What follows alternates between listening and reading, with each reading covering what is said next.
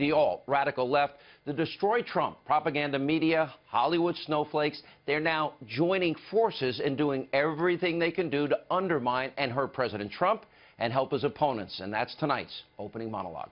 All right, all sides of this anti-Trump movement are now coalescing to try and damage the new administration. Now, let's start with the alt-radical left propaganda, destroy Trump media. Now, after months and months of endlessly pushing fake, bizarre news conspiracy theories about Trump colluding with Russia, despite no evidence whatsoever that the president did this, well, now the partisan press is launching a new wave of attacks. Now, take a look at the latest example from Mr. Thrill Up His Leg, Mr. Obama lover, Chris Matthews.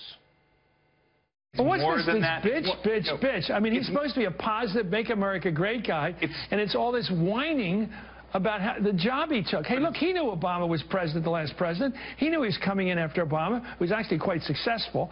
Sure. And now he blames it all on the conditions of the job. All right, Matthews, all these other partisan hacks, masquerading as journalists, ignoring real facts that President Trump did inherit a massive, huge, colossal mess from Barack Obama, both here at home and, of course, abroad. They refuse to report the truth about how he's trying to fix all of this. And, of course, then they have the tax day protests. You saw them this past weekend.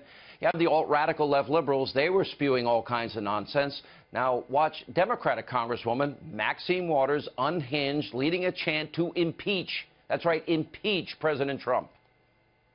His motives and his actions are contemptible, and I will fight every day until he is impeached. Impeach 45. Impeach 45. Impeach 45. Impeach 45. Impeach 45. Don't forget who he is. Not even 100 days in, then the insanity of the left showed up in Berkeley, California over the weekend, where a near riot broke out during a tax day protest after violent clashes between left-wing agitators and Trump supporters. 20 people ended up being arrested there.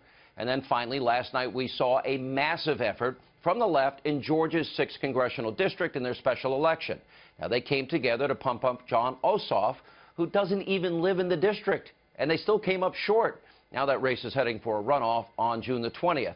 But what's happening is the alt-radical left, in this case, they raised $8 million for their chosen candidate, and according to even the Atlanta Journal-Constitution, 95% of the money came from outside the state to help a guy who doesn't live in the district.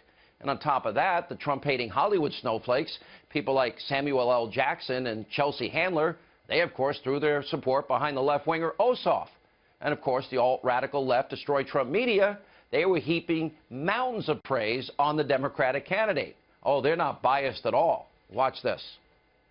Tonight, the eyes of the political world are on a congressional district in Georgia, where an upstart Democrat is trying to win a special election in what has been a Republican-held district for years. He's drawn volunteers from all over the country and big-name celebrities, and he's been attacked by name by President Trump.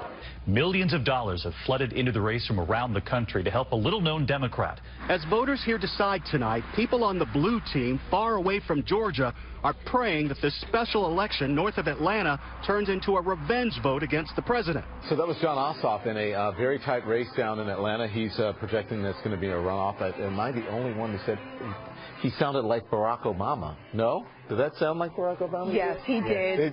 So again, I thought we were listening to Jon Ossoff or Barack Obama. Yeah. I'm not the only one who thought that as well.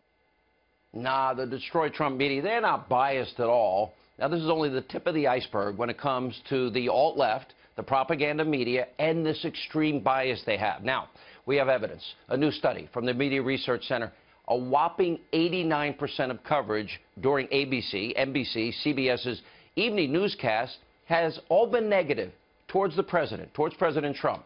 Now, what we're seeing playing out now is the alt-radical left taking all of this unhinged hatred to a whole new level. And they're teaming up to attack the president on all fronts.